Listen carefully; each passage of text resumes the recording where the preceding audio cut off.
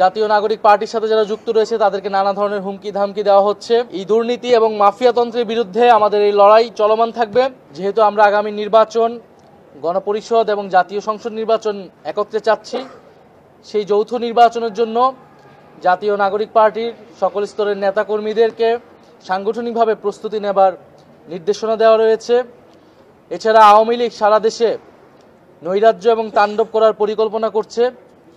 সরকার এবং প্রশাসনের ভিতর থেকে তাদেরকে নানাভাবে সহযোগিতা করা হচ্ছে বলে আমরা শুনতে পেয়েছি। যারা জুলাই গণহত্যায় জড়িত ছিল, বিভিন্ন মামলায় গ্রেফতার হলেও তারা ছাড়া পেয়ে যাচ্ছে, পুলিশ কোনো ধরনের ব্যবস্থাই নিচ্ছে না।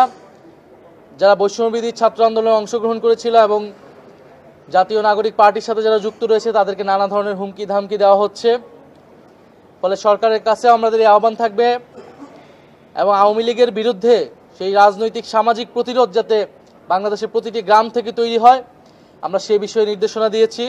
একই সাথে আওয়ামী লীগের দোসর যারা রয়েছে, জাতীয় পার্টি সহ যে অন্যান্য সংগঠন রয়েছে যারা ফ্যাসিবাদকে সমর্থন দিয়েছিল, জুলাই গণহত্যাকে সমর্থন দিয়েছিল, তাদের বিরুদ্ধে আমাদের রাজনৈতিক অবস্থান থাকবে।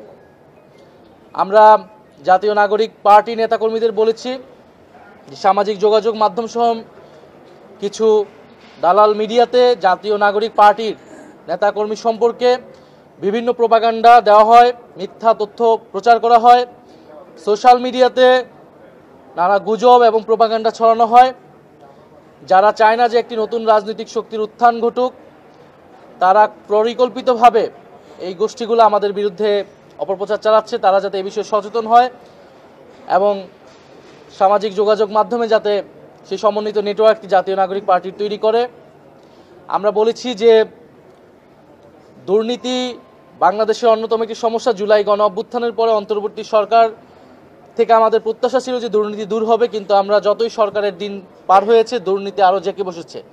ফলে দুর্নীতির বিরুদ্ধে জাতীয় নাগরিক পার্টি যাতে সামাজিক প্রতিরোধ গড়ে তোলে, সামাজিক আন্দোলন গড়ে তোলে, প্রত্যেকটা এলাকায়, প্রত্যেকটা ইউনিয়নে, উপজেলায় যে দুর্নীতি নতুন করে শুরু হয়েছে সেই দুর্নীতির বিরুদ্ধে যাতে তারা জনগণকে সচেতন করে এবং ঐক্যবদ্ধ করে।